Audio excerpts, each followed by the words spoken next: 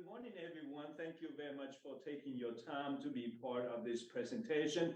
I look forward to hearing what Paul Monson is presenting because it's really an interesting topic, and the topic that is related to the birthplace of the U.S. province. And as you know, this year is the centennial anniversary, the 100th anniversary of the U.S. province. And so, and Lower Bruce, South Dakota is our birthplace, and so it's very appropriate to celebrate our centennial with this presentation, and it's also very appropriate to remember Father Leo John Dehon, whose death is on August 12, 1925, and so this is his 98th anniversary. So throughout his priestly and religious life, Father Dehon dedicated to the rights of the worker, and he paid attention to especially young people. And as a result, he taught or he preached the social teaching of the church. He founded clubs and schools for the youth as a way to form them. And for him, the future of the church depended on how we form or how we care for the youth and for the marginalized. And so he founded a religious community, the Priests of the Sacred Heart, to help carry out the love of the Sacred Heart in our souls and societies. And so the Dehonian presentation series, the aim is for us to understand more about the Priests of the Sacred Heart, the man behind Father Dehon, the man behind the foundation of the congregation, and the many people who dedicated to the mission of the church, the mission of the congregation, and the mission of the congregation. So, Sister Kathleen, I invite you to give us some tech tips so that as we proceed with the presentation today.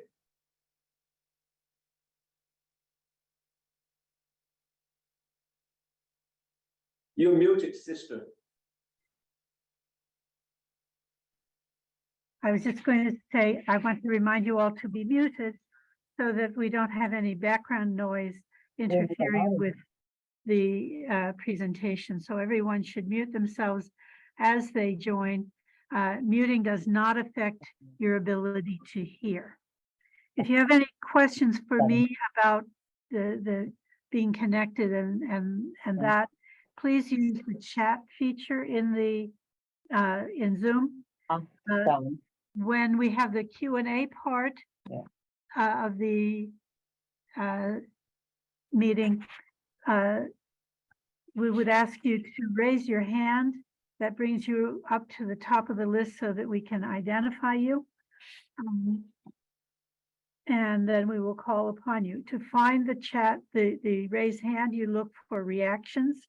If you're on a computer or a desk or a laptop computer, just moving your mouse around on the screen will bring the buttons up and look for reactions. If you don't see it, look for ... more and click on that, and you should find it there. If you're using a smaller screen, a tablet, or a phone, where the reactions are depends on what kind of phone or tablet you're using. But you can bring the controls up by just tapping anywhere on the screen. They'll reappear. Look for reactions, or again, ... and then reactions. Okay, that should be enough for you. Thank you, Sister Kathleen. Before we introducing the presenter today, I would ask Mary Gorski to say a prayer for us. Our prayer is from This Day of God, the community prayer book of the Priests of the Sacred Heart. Gracious, merciful God, in baptism you unite us to the death and resurrection of Christ. You call us to share in his saving love through a life of oblation. And so we offer ourselves to you today. Grant that we may cooperate in the work of reparation that your Spirit enkindles in and through the church. May your love and grace always sustain us. Then, on the last day, may we join our brothers and sisters to live with you in everlasting joy. Amen. Amen. And I now invite Father Greg Shield, SCJ, Provincial Counselor, to introduce our speaker and the title of his presentation. Father Greg, please unmute yourself. Thanks. Yeah, thank you, Father Vienne. So Father Greg here in St. Joseph's Indian School, Chamberlain, South Dakota. And so as we celebrate the centennial of the United States province, we have heard about Father Matthias Foreman and St. Mary's Church in Lower Brule. But do we know the backstory of this mission that he inherited? Dr. Monson explores the Benedictine history behind the Dehonian missions in South Dakota with a provocative insight, and that is he will argue that in the past 100 years, the SCJs have lived the Benedictines' original vision and a Dehonian commitment to stability and family long after monks and nuns have left the prairie. This Dehonian commitment to stability and family is deeply rooted in the spirituality of availability. In the center. The presentation will draw upon Dr. Monson's unpublished research and recent visit to the South Dakota apostolates. Dr. Monson is Vice President of Intellectual Formation and Academic Dean at Sacred Heart Seminary and School of Theology, as well as Associate Professor of Church History.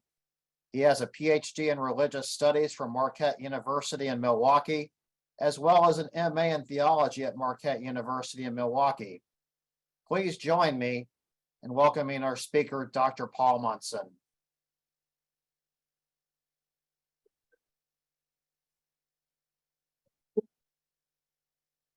Thank you very much, Father Greg. So good morning and a pleasure. Thank you very much for the honor of joining us this morning and listening to this presentation. As Father Greg said, I'm Paul Monson. I am the Vice President, Intellectual Formation and Academic Dean at Sacred Heart Seminary and School of Theology. A couple of things before I introduce myself. I'm looking at my screen and screens up there. So if my eyes are not looking directly at you, I apologize. I also find it thoroughly intimidating to present something to about, where are we at? About 74 people.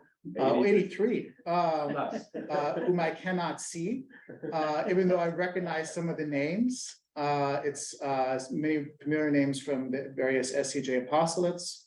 Also, even beyond our apostles, I saw Sister Mary Jo there from Yankton. So thank you for joining us this morning. I'm a native of North Dakota, which is different than South Dakota. Some people from Wisconsin seem to confuse those two. But I have been at Sacred Heart Seminary now for going on my 8th year. And one of the joys, very unexpected joys, has been the finding how my historical research has dovetailed with the mission and history of the Dehonians in the United States, something I never expected. My specialization is American church history. And I did my dissertation on the adaptation of the rule of St. Benedict in the United States. Little did I know that history is very much set the foundation for the history that I and many in this meeting have inherited through the various Dehonian apostolates in the United States. I also want to thank, before I begin, Father Vienne for his invitation, especially Father Wayne and Father Ed for the help in the archives. Many of the images I'll share with you have come from the SCJ Provincial Archives here outside of Milwaukee. And also for all those whom I met in South Dakota, in Chamberlain and Lower Brule, when I visited the South Dakota apostolates for the first time last October, almost a year ago. And I look very much forward to the mission education in October when we go back there. So many of these insights stem from this visit, this experience almost a year ago. And I'm very indebted to the people who took time to show me around and to speak with me. So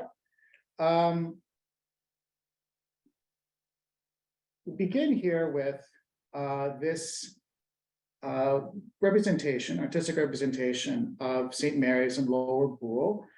Some of you might be familiar with this image. It's right before you enter the monastery wing in the Sacred Heart Seminary and School of Theology building, right across the street here. And you have there Father Matthias Foreman holding it, kind of in a very medieval style, a model of the original church, which you have right here. This is an image from the archives dated to 1924, 1925. So what I'd like to begin with is the churches, when you go to Lower Brule today, as many of you know, this is what you find. You don't find the original church. It's from, it was built in the late 70s. And what I'd like you to draw your attention to is far in the right corner here, hidden by some trees and also a statue, is something that often visitors miss. I almost missed. If it wasn't for Father Christianus and Father Jean-Claude, who greeted me there and brought me over to this bell in the corner. Some of you may know of this bell. And there is Father Christianus Hedrick and Father Jean-Claude Bisi.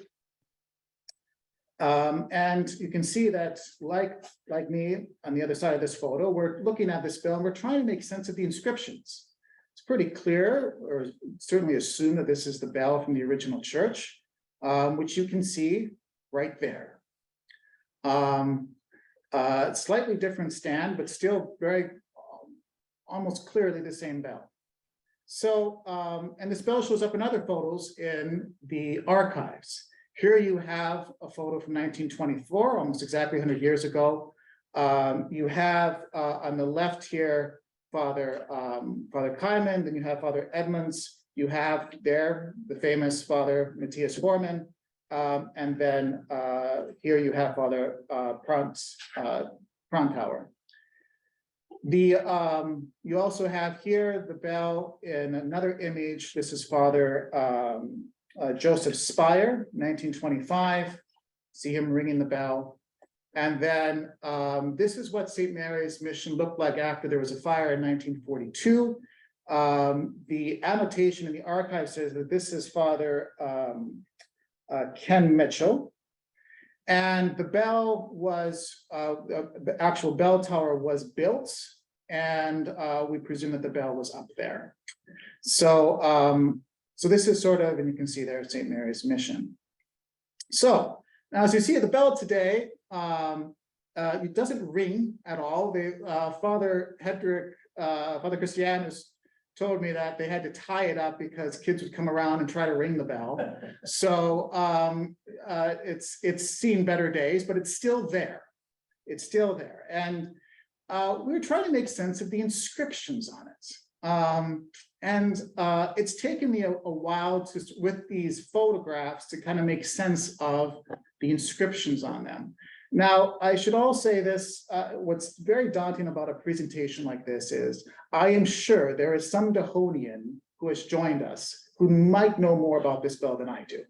And that's fine. You are more than welcome to let me know that in the Q&A. But for the moment, this is what I, as a historian, can make sense of this bell. And this bell is fascinating in a way that I did not even imagine when I visited Lower Brule a year ago. So if you look at the inscription there, I'm not going to play the professor card here and ask people to guess. This just doesn't work with the Zoom presentation.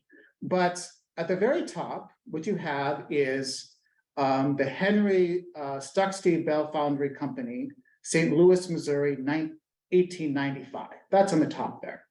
And it's actually an abbreviation of the actual bell forger. Then you have below it, you have Lakota, it's very clear. And then you have a saying that seems to be in Lakota, Oisin El Malco. Now, Father Christianus, we were trying to make sense of this, and he knows some Lakota, no idea what in the world this means. And I'm still not sure what this means. the best I can gather based off of Lakota dictionaries is it might be Oyasinim El Maipia. I'm not quite sure. I know I did not pronounce that correctly, but something to the effect of all to heaven, which would make sense for a bell. So that's the front. Interesting inscription, interesting date, 1895. Notice it's not 1923, 1895, well before the SCJ history begins at St. Mary's in Lower Brule. But it's the backside of this bell that just baffled me. And also Father Christianus and Father Jean-Claude, when I was there, what in the world is this? What's on the back? Now, if you look closely, it says in honorem. So you don't really need to know Latin to know what that means, in honor. And then this Steve Fintani, what in the world? And I was trying to make sense, and you would think that the academic dean of the seminary would be able to look at a Latin inscription and know exactly what it means, especially if he's a historian, but that is not the case. And this is what it simply means. It means Santi Fintani, in honor of Saint Fintan. And everyone in this Zoom knows who Saint Fintan is, right? We also know Saint Fintan's connection to the SCJs. Everyone knows, right? No, of course not. Who the heck is Fintan? And not only who is Saint Fintan, but why is Saint Fintan on a bell in Lower Brule, South Dakota? Why? So what do we do when we have a question? Well, of course, we Google and we come to the Catholic Encyclopedia, and hopefully that will help us know something about Saint Fintan. All right, so we're talking about a 6th century figure in the 500s, very interesting. Everybody's heard of Terry Glass, of course. Maryborough, okay, interesting. Saint Comgall Bangor, we've all heard of him, right? Shoot. Awesome. There is, though, this, and this is from Encyclopedia 1909, he's compared to a sort of Saint Benedict among the Irish monks. Okay, it's a hint. And so it's really looking over this, thinking through this, that it says Saint Fintan because of a Father Fintan. Father Fintan Wiederkehr, who lived until 1920. I presume most of us in this presentation have never heard of Father Fintan, but I have, and I was trying to remember what his last name was and why in the world a bell would be named after his namesake. But in the a little bit about Father Fintan to sort of make sense of this. He's born in Switzerland. He immigrates to the United States. He's a monk of St. Meinrad Abbey, which is in southern Indiana. He comes to the Dakotas, at that time Dakota Territory, to what's now North Dakota, to learn Lakota in the Devil's Lake region. Then he arrives at a place called Immaculate Conception in Stephan, South Dakota. We'll talk about that in a second here. And then in the 1890s, he assumes missionary work on the west bank of the Missouri River. And in particular, there you see highlighted, at the time that that bell is forged in 1895, he's a missionary priest to Lower Brule.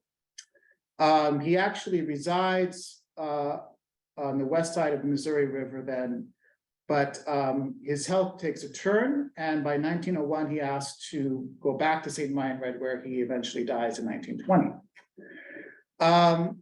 Now, even that doesn't quite answer the question, right? So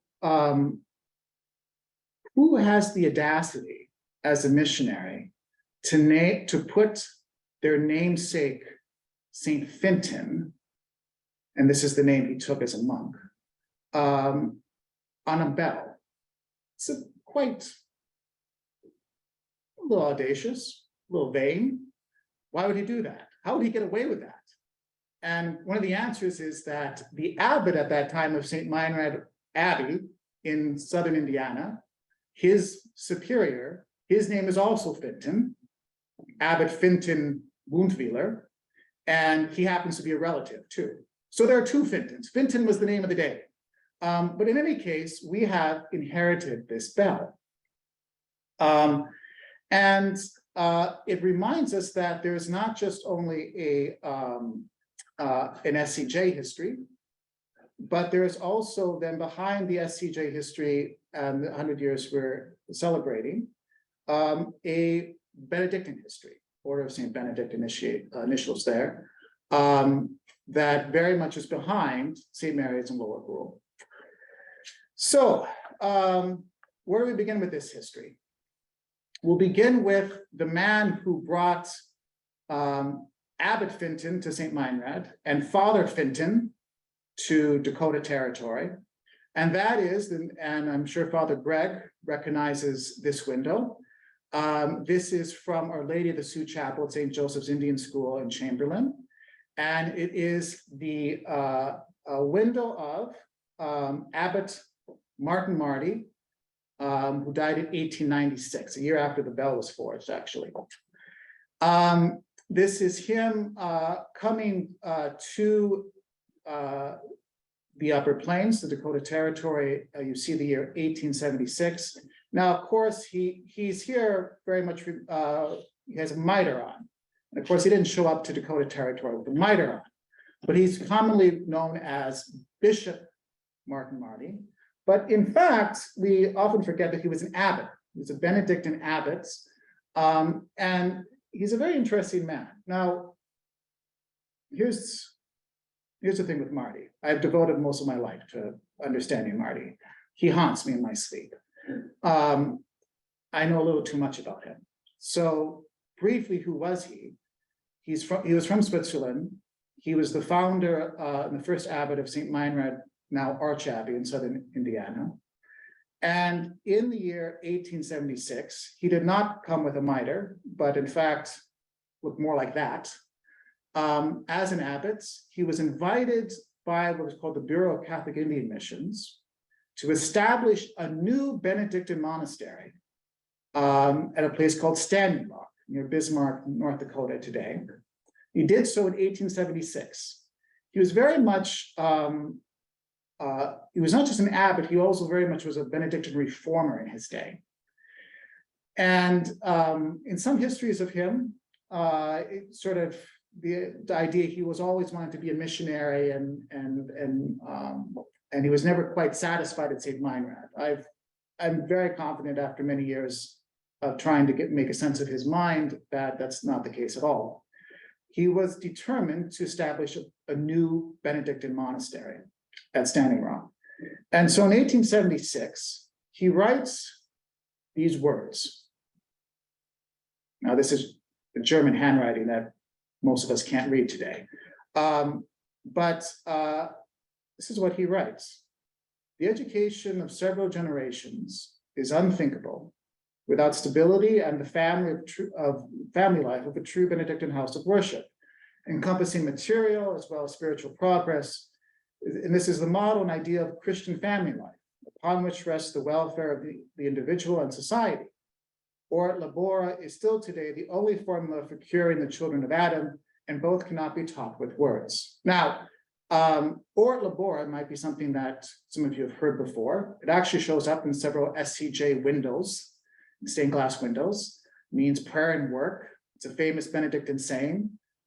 This is one of the first places it shows up in Benedictine writings. It's actually not used into the 19th century. Now that's a whole nother topic that I'm not going to go into today.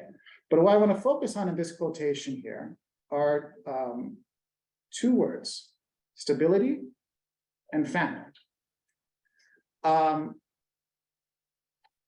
SCJs have the vows of poverty, chastity, and obedience. Most religious orders have those vows. Benedictines do not have the vows of poverty, chastity, and obedience.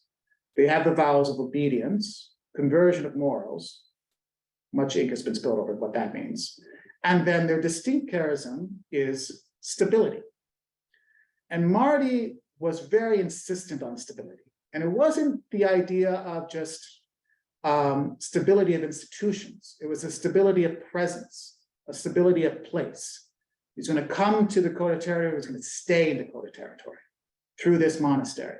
And for him, the monastery was also fundamentally a family, hence the word abbot as the leader of the monastery from the Aramaic abbas, father of the family, the monastic family. These were two principles from Marty that he's devoted a lot of time to and very much his life. And you see them here in this quotation from 1876, the very year that's in the stained glass windows at St. Joseph's. Now, a little bit, get a sense of South Dakota history or geography here. This is from North Dakota, so take it for what it's worth. But the Marty is writing these words that we just looked at up in Standing Rock, which is now in North Dakota, near what's called Fort Yates. And that's where his entire history and the history of sort of Catholic missions in the two Dakotas begins, right up there. But to make sense, and here's where, as Father Greg mentioned in his introduction, I see something at play here, these principles of stability and family being inherited by the SCJs and realizing Marty's vision in a way that he could never have dreamt of. It begins at Standing Rock, but if we're going to make sense first of stability, we're going to look at a different place called Stephan. Many of you have probably never heard of it before. Also associated with a mission called Immaculate Conception. And you'll see that it is just north of St. Mary's in Lower Brule, going back to 1923. We'll talk about St. Joseph's. St. Joseph's Indian School is not far down the river. And then the Cheyenne River area, this is where Father Finton was, before he, from which he also ministered to Lower Brule. But the center where Father Finton came from was from Stephan, this town more or less in the middle of nowhere. In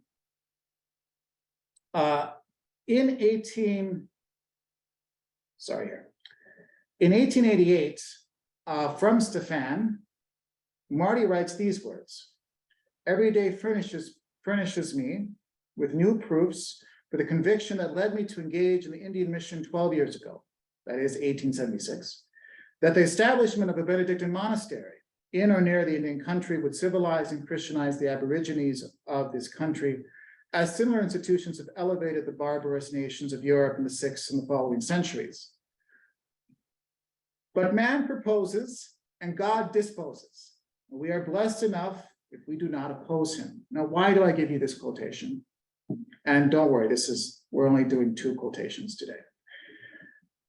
1888, Stephan. What happens in the interim is Marty gets very frustrated with the Benedictines who join him at Standing Rock.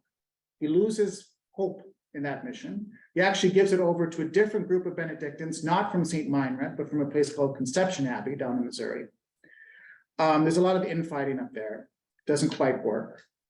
And so in the 1880s, late 1880s, he, through the federal government, he acquires this land in Stephan, and he sees this as the future of the monastery he was imagining.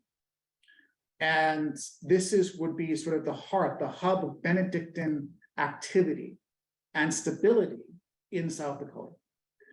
There are many letters at about this time that confirm this. This letter in particular, notice the addressee is the famous St. Catherine Drexel. He's writing to her about this. Of course, needs her money in order to make this happen. And he's imagining something that will last many centuries, as you can see in the quotation. He also knows that man proposes and God disposes. He's aware of that. We'll talk about that towards the end. But this is what Immaculate Conception Mission in Stephan, South Dakota looked like around the time of Marty. It was a thriving place. And again, this is the place from where this mysterious Father Finton came and originally ministered to St. Mary's in Lower Pool, South Dakota. If you go there today, what you find is pretty much just a graveyard. A few other things we'll see. But this is the grave of in Stefan, Father Pius Boom. He was the founding superior and superintendent of the mission and the school. Now, Father Boom is an interesting figure. I have a friend, his name is Rob Galler. He's right now about to publish a book about the Benedictine history and legacy in Stefan. And particularly focused on the life of Father Pius Boom. Pius Boom hated Stefan originally. He hated being there. He constantly complained to Martin Marty about being there. And over the years, slowly but surely, the Lakota in the area and the Yanktonai and other tribes sort of won him over. He sort of laid the foundation for other Benedictines who many in South Dakota have heard of before, Father Ambrose Mattingly, Father Stanislaus Maudlin. Father Stanislaus Maudlin actually is responsible for what's called the American Indian Cultural Research Center. But this became a hub of actually the preservation of Lakota culture and language in many ways. And it wasn't just monks, but it was also many Benedictine nuns connected to the communities in Watertown and by extension also Yankton. So you find this grave, it's a very prominent grave, it's painted in red for crying out loud. But if you also go, this is what you find of the school. And that's probably been torn down by now. I know part of it was already torn down by the time I got there. And you can see it's pretty dilapidated.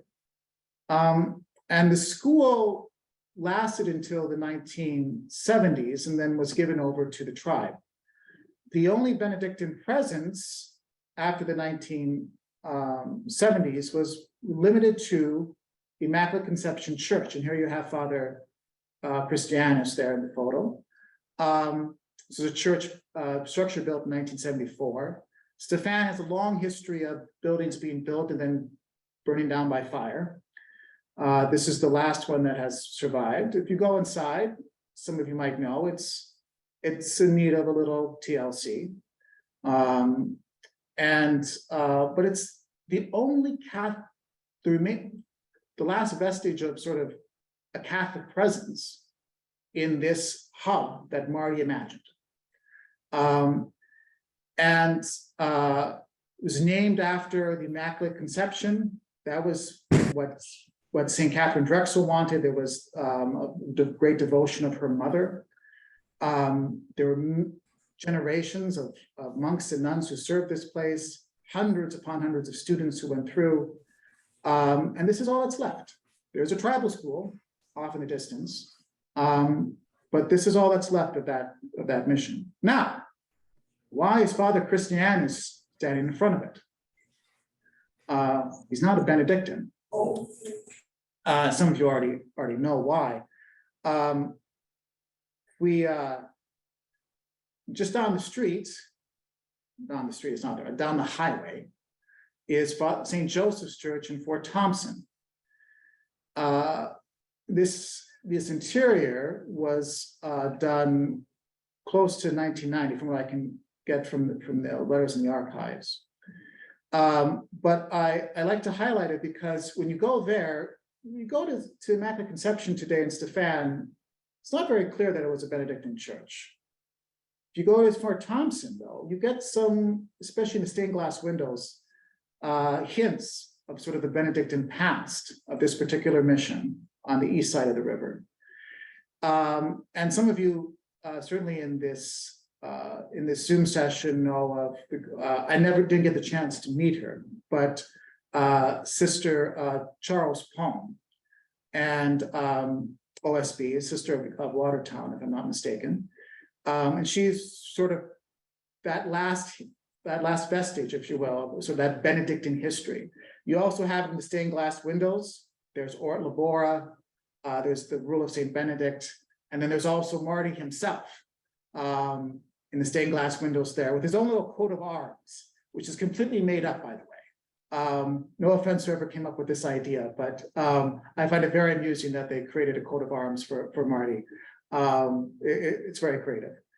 So both the Immaculate Conception in Stephan and St. Joseph in Fort Thompson, and then also a place called St. Catherine in West Bend, the Big Bend of the Big Bend of the river, goes back to this letter, where the Benedictines of a place called Blue Cloud Abbey, which had sprung from Stephan, start the process of asking the Dehonians, the priests of the Sacred Heart, to assume the missions that they had been entrusted to for almost a century at that point, almost exactly a century.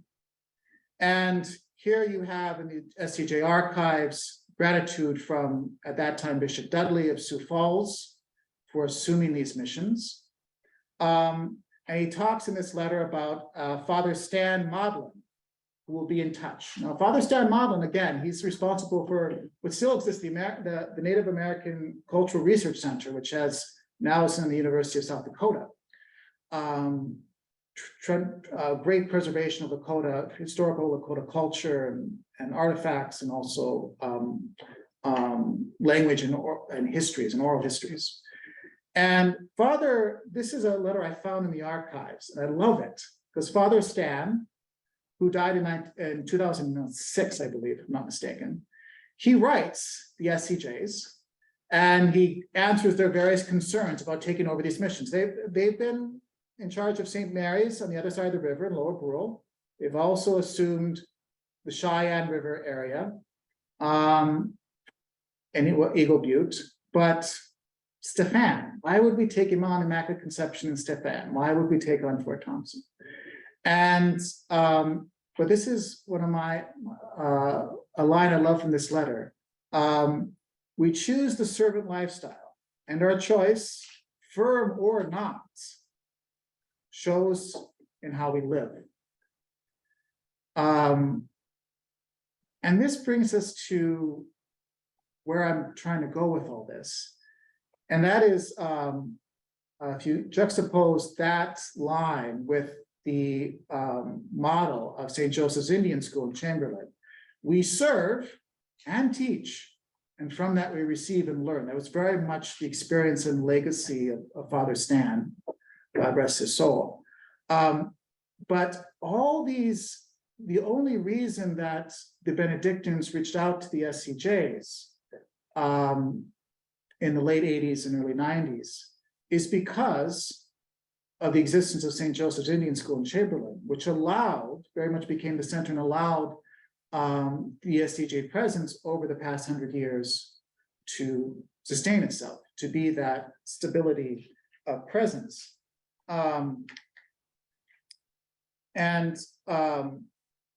This is, without St. Joseph's, St. Mary's probably wouldn't have lasted for a century. The missions that were taken over also in 1923, again, these were from Father Fenton's old missions, the west side of the river, Cheyenne River in Eagle Butte. And then most recently, in the past 30 years, the taking on of Stephan and St. Joseph's and Fort Thompson comes down to St. Joseph's Indian School very much in Chamberlain. They made this possible, and I'll talk a little bit more about that. So you have very much here Stephan, that center that was supposed to be of stability in South Dakota, in Marty's mind, is very much in SCJ hands today. And that legacy, even though the school's not there anymore, now it's a tribal school, very much I see in St. Joseph's Indian School. And so if we look at sort of stability, Marty's idea of stability there, And if you go to St. Joe's, started in 1927, it's gone through many changes over the years, but it is definitely a place of a stable Catholic presence in central South Dakota. There's no question about that. And there's some Benedictines still around, certainly in Yankton and Watertown, but for the most part, their old missions are now in the SCJ hands. But I talked about stability. What about family? And that also brings us to St. Joe's. Now, this presentation isn't about St. Joe's. I'm not going to go into the whole history of it. I wouldn't actually dare do so, given all the people who are probably associated with St. Joseph's that are part of this Zoom session. But here you have, if you go to the cafeteria at St. Joseph's, and I presume it's still there, you have a timeline of the history of the school. And one of the things I want to highlight, you see here, St. Joseph's Indian School, Forging a Family Focus. Interesting topic for this particular chapter of St. Joseph's history.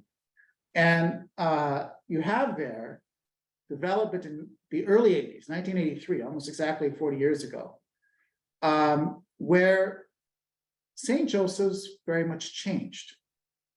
Take a step back. As many of you might know, Catholic Indian boarding schools is a very controversial and hot topic right now. This goes back to discoveries in British Columbia at a place called Kamloops. And one of the great gnawing questions for historians and Native American scholars is what these schools did to families.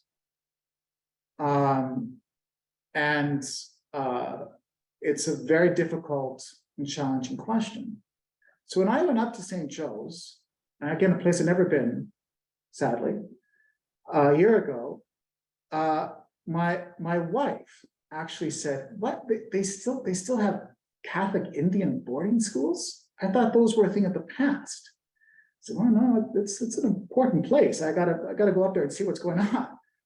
And one of the things I learned, I didn't even know before I went up there, was this Copernican shift that happened. Very much goes back to the legacy of Father Tom Cassidy up there, of introducing, instead of the big dormitories of students, actually these house parents, these family units, and doing education and creating a stable life through those, and focusing on a family unit, not a vast family unit, but an intimate family unit, through house parents, would help with homework, share meals together, a whole different set environment. And what I've discovered as a scholar in the conversations about the legacy of Catholic Indian boarding schools is this change that happened at St. Joseph, people usually overlook. They assume that what happened in the past is happening there now, whereas it's very different. I can tell you as a historian, very different from what you see in the sources that survive of many of the schools. But this is from one of the books about St. Joseph's. This is a quotation I want to highlight, that these family units, it's not just about creating a separate family. Remember, Marty said, this is a monastery creates a family. But for him, a family it's a separate family. It's a Christian family, separate from the family of those Lakota children who might be influenced by those traditional ways. Now, Lakota, St. Joe's, of course, we go to there today, very much celebrates traditional Lakota ways. But the family unit is not just about another family. It's about a connection then to the students, to the child's family, back usually on the reservation, although not necessarily. And this is something that I think very much lives up to Marty's idea, maybe not his original vision, but does so in a way that, again, God, man, he might have proposed, but God has disposed in a very different way. When I was at a recent meeting of on the topic of Native American boarding schools, I had a conversation with a descendant of the famous Nicholas Black Elk. And he brought up, he's been dealing with this topic, particularly with Red Cloud, down in Red Cloud School down in Pine Ridge. And brought up a point that I'll never forget, was that, you know, Paul, I wonder, what do you think? But we see a struggle with sort of the continuation of the Catholic faith among the Lakota. It's still there. But do you think the boarding schools actually sort of, in a way, were perhaps counterproductive in that they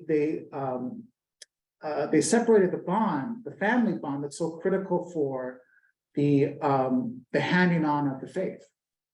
I think he's onto something to there.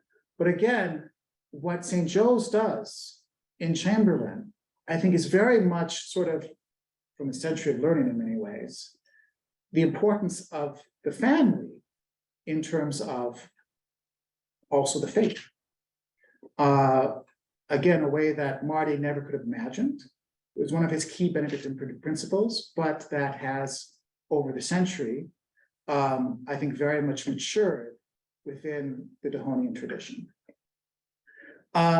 So coming to a close, if we go back to Marty's quotation there from 1876, it's not just stability in family life, but also several generations that we are seeing very much affected by sort of the Dehonian adaptation of, or not adaptation, I should say, but sort of inheritance of Marty's original idea of stability and family.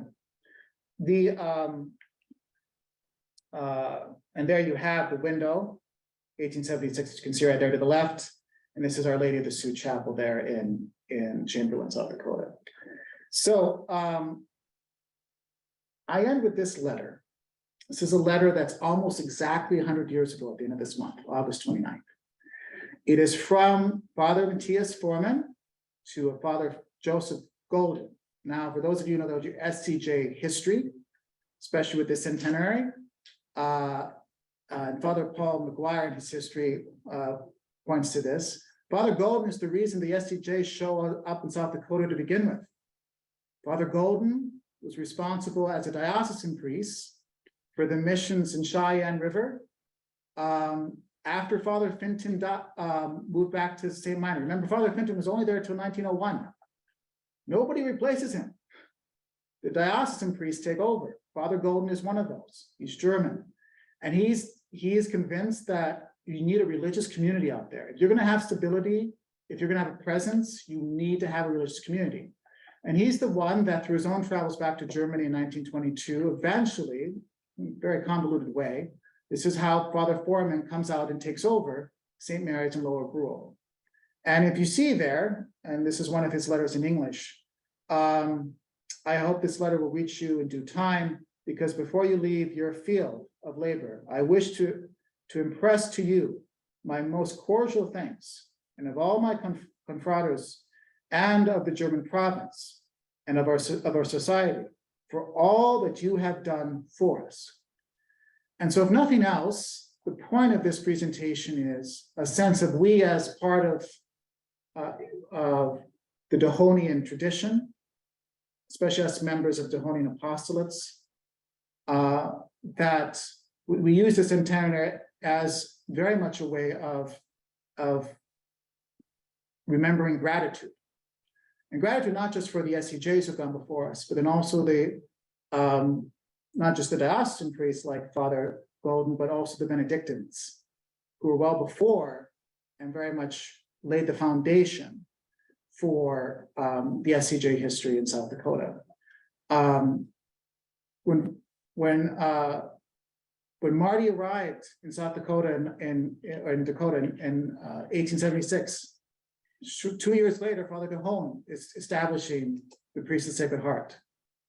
In 1888, when he's thinking of Stefan as this center of Benedictine activity, That's the year that the SCJs are being refounded after very 5 difficult years. And now today in 2023, there is no school up in Standing Rock and Fort Yates. In fact, all you find there is a field today. In Stephan, you see what you can see. The school has been left to the tribe. Really, the last Benedictine presence in South Dakota comes down to the sisters, especially those in Yankton. And this is very much part of the history that the Dehonians have inherited. One final thought here, several of us, for senior administration for the seminary here just on Monday, Father Brian gave us sort of reflection on Dehonian charism, especially Father Leo John Dehon's understanding of divine love and love. What is that charism of love for the SCJs? And he talked about, first of all, flexibility in all that, which I think has very much allowed the SCJs over time to take Marty's, even if not unwittingly, take Marty's idea of stability and family and really sort of make it flourish in a way that he never could have imagined. But also that sense of, and this is from Father Brian, a sense of affirmation, a sense of acceptance, and a sense of understanding. Love that is affirming, accepting, understanding. This is very much the legacy, as I saw it a year ago, of the SCJs in South Dakota, particularly at St. Joseph's Indian School. So that's my presentation. I thank you very much for your attention and look forward to any questions you might have. Sister Kathleen, would you kindly take over from here, directing people on how to, if any questions from the participants, just please call.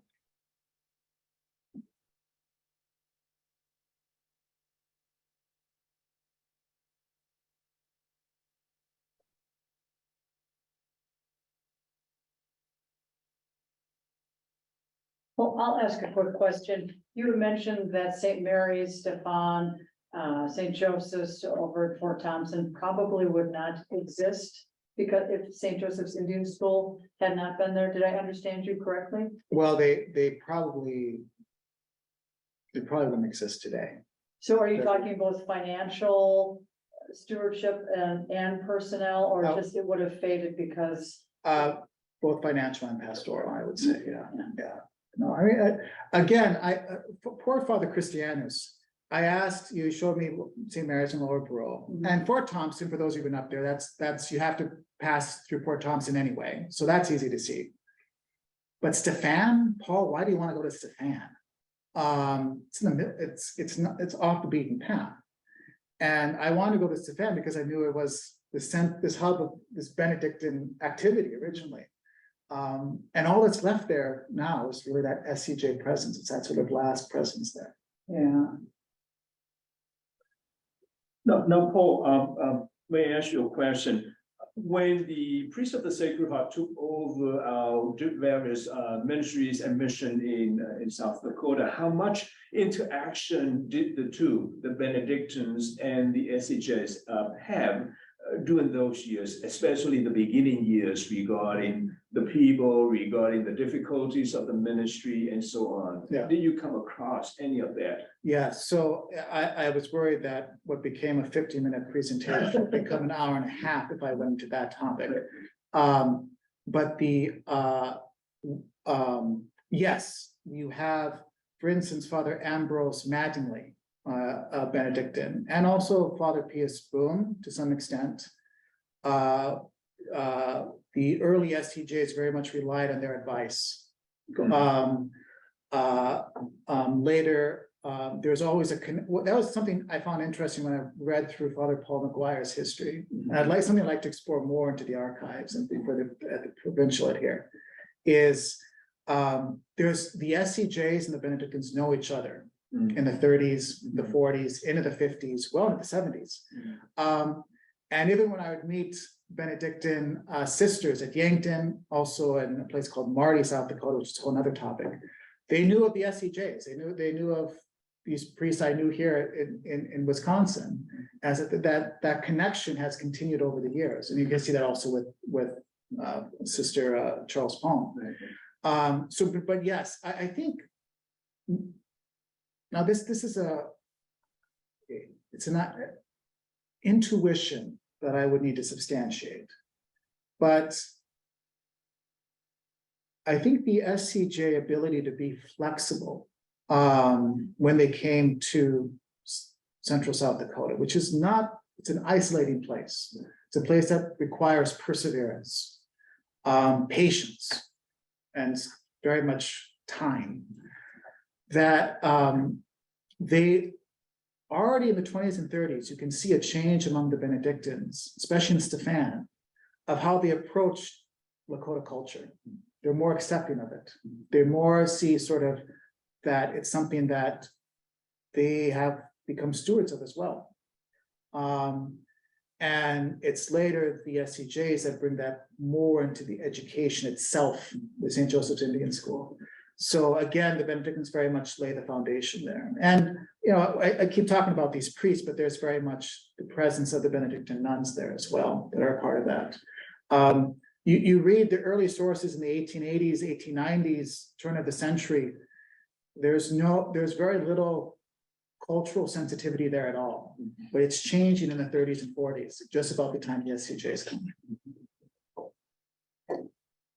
If you have any questions for Paul, please raise, there's a function. Bob Bossy, if you unmute.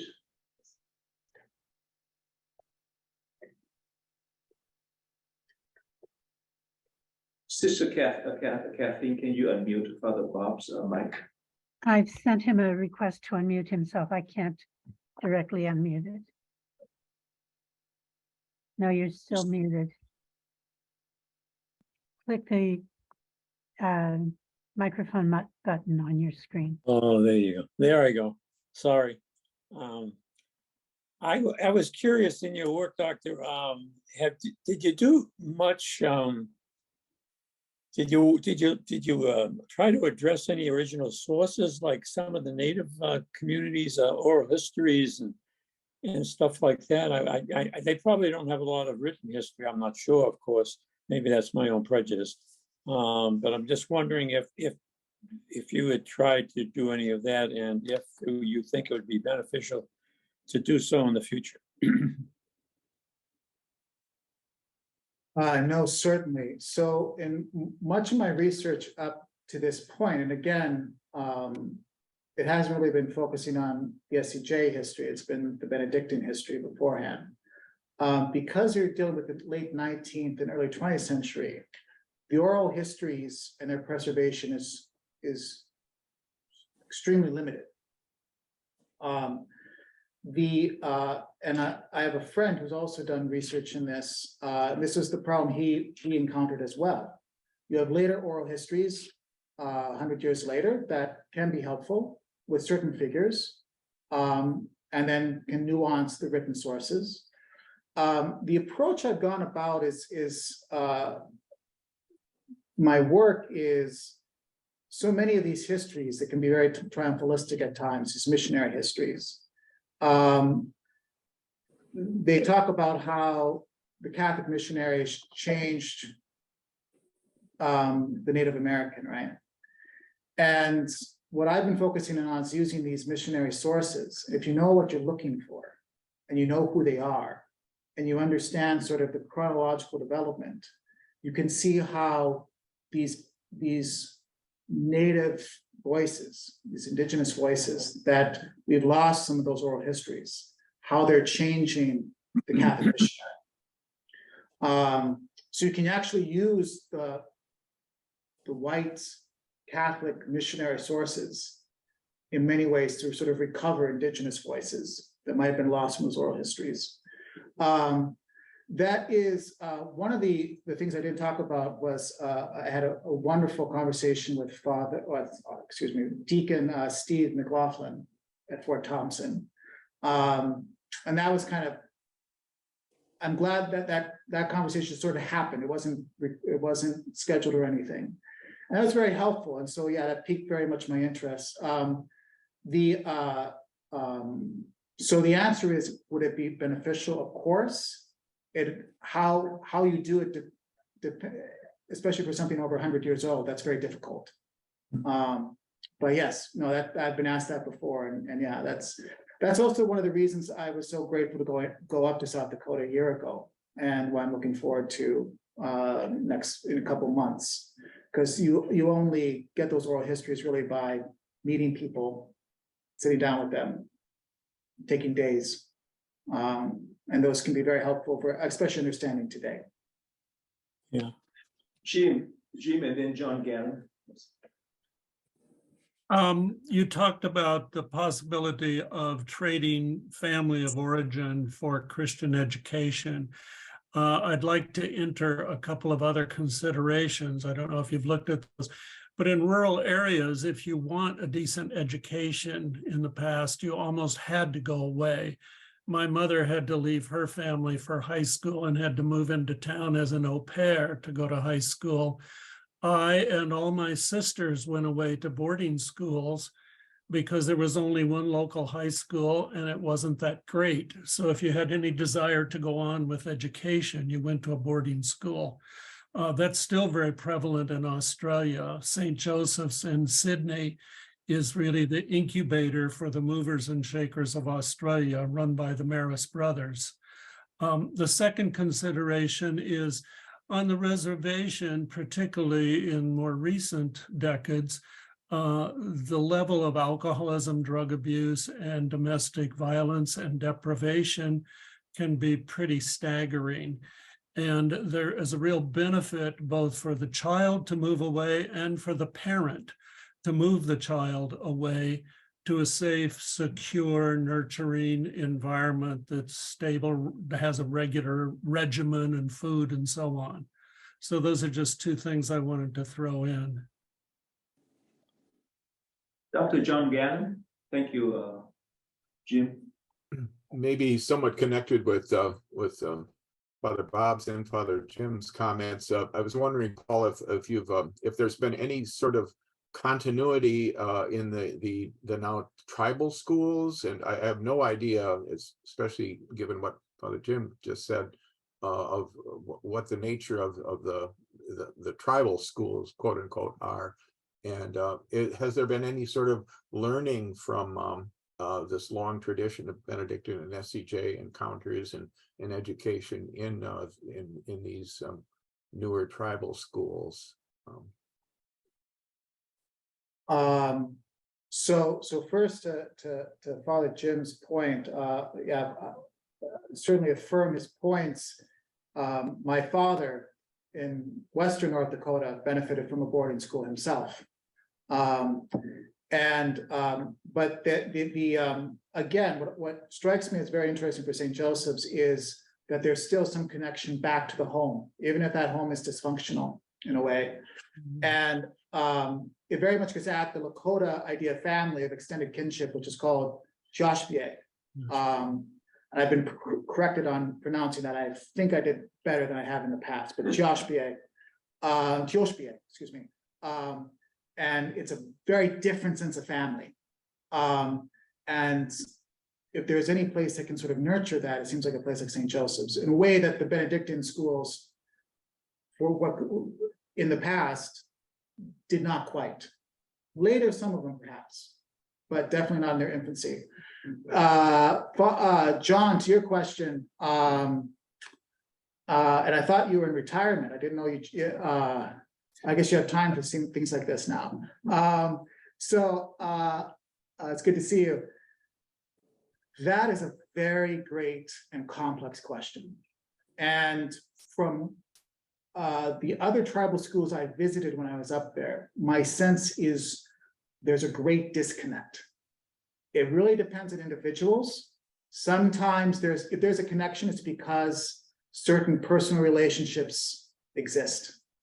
The tribal schools themselves and sort of taking ownership of the education of the local tribe goes back to the 70s, 60s and 70s, the movements that happened then. Also in terms of how they're funded. Some of them actually have inherited, and this happened at Stefan, the old Catholic complexes, the buildings themselves. Many of those buildings have now been torn down. They just, you can't sustain them. But there's a disconnect. It strikes me as there's a disconnect, but sometimes there is a connection, but it really varies school to school, tribe to tribe, reservation to reservation. It's a history that in many ways needs to be written or researched. My friend Rob Galler at St. Cloud State has done some of that, but he only really goes up until the 1970s. Well, after that, well, you know, what's that connection with Stefan? It's a great question, John. Mr. Mary.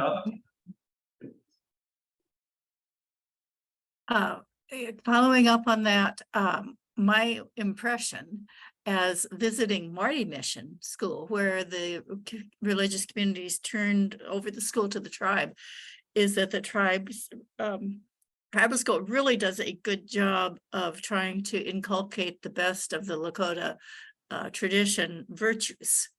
So it may not be Christian per se, but the family, the working together, all those that seem to follow up on that. And the other thing I wanted to mention too is that within our Yankton Benedictine community, that we did have sisters working in some of those places within memory, let's say in the 50s.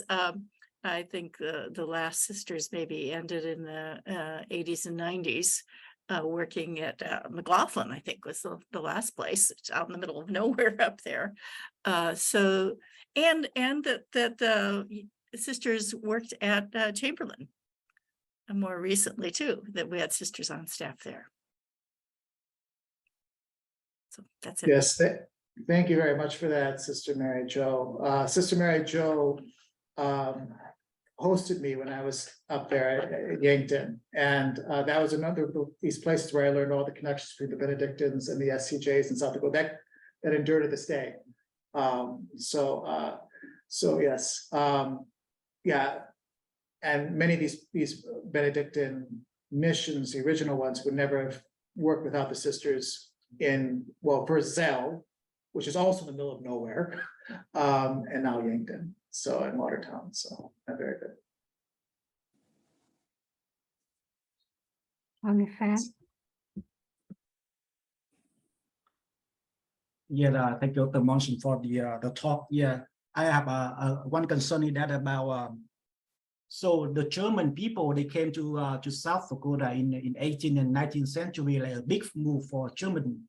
They come there, so I think that the German people somehow affect the people in South Dakota, and then during World War I, and then there the restriction in speaking in German, and then also that in 1901 to 1922, Father Joseph Golden took it over. So there this connection from Benedictine to SCJ.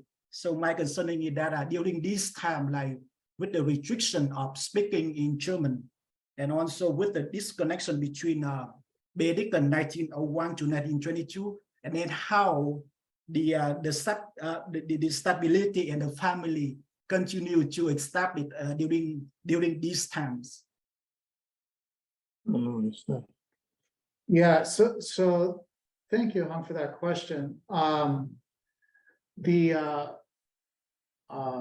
Listening to you, what it made me think of, you know, again, that, so yes, there's the fact that many of these initial missionaries, both monks and nuns, men and women, had a German origin, both Benedictine and also for several of the SCJs, many of the SCJs, did help, I think it's fair to say, in learning the Lakota language. They were already sort of masters of languages, or at least could learn languages. And that but you know, we kind of forget, I think, easily that the the whole reason Father Foreman comes to South Dakota as a German, he doesn't come from Germany, right? He comes from the Netherlands, a place called Sittard, which in the slide there, his letter, if you remember the letterhead, at the very top, there's a drawing of a monastery. That's the SCJ building in Sittard, Holland. Still exists, or parts of it exist. But why is he there? You know, again, man proposes and God disposes. Father Dehon, he's exiled from France. You remember this from church history, huh? And the German province is exiled from Germany because of the Kulturkampf. They end up in Holland, in the Netherlands. And after World War I, then they're desperately searching for money because the Deutsche Mark means nothing. And but without those exiles, would the American province exist? I don't know, probably not. Or it would have been later, or who knows. But again, as I was preparing this, I kept going back to that quotation from Marty: man proposes and God disposes. That German history behind these missions is very much a part of that. Well, it is now 11:11, so thank you very much, Paul. As I listened to your presentation, I was wondering how much the Benedictine really influenced the SCJs, because when the SCJs really carry on the mission and the vision of Father Dehon, who dedicated passionately to the family and stability as well. For him, the stability of the family, then the factory workers spend so much time away from the family and in horrible working conditions, and so he fought for that. He collaborated with the lady and with business owners just to make sure that workers are well treated and, you know, in good working hours, and so that they would have time to spend with the family. And also he cared about the young ones too, and so that's why that led to him founding colleges, schools, and youth clubs. And so the SCJs, in my opinion, carry on what Father Dehon vision and what he was passionate about. And then by the time the SCJs from Germany, basically they were Luxembourgers, so they came.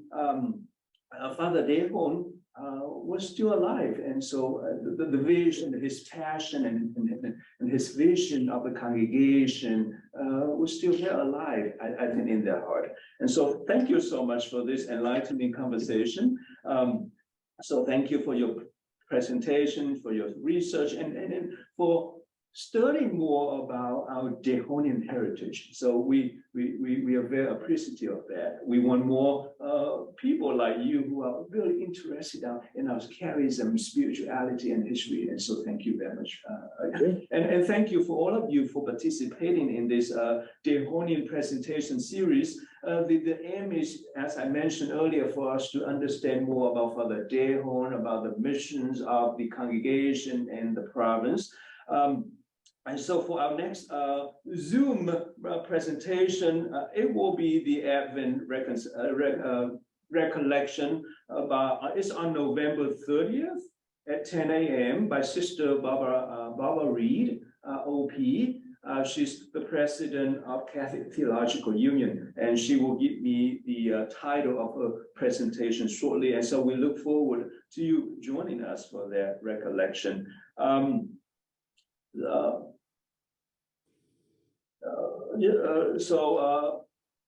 So I think that's all I wanted to say. So I, Father Vien Nguyen, Provincial Superior, wish all of you a very blessed and enriching Wednesday. So thank you so much. Until later.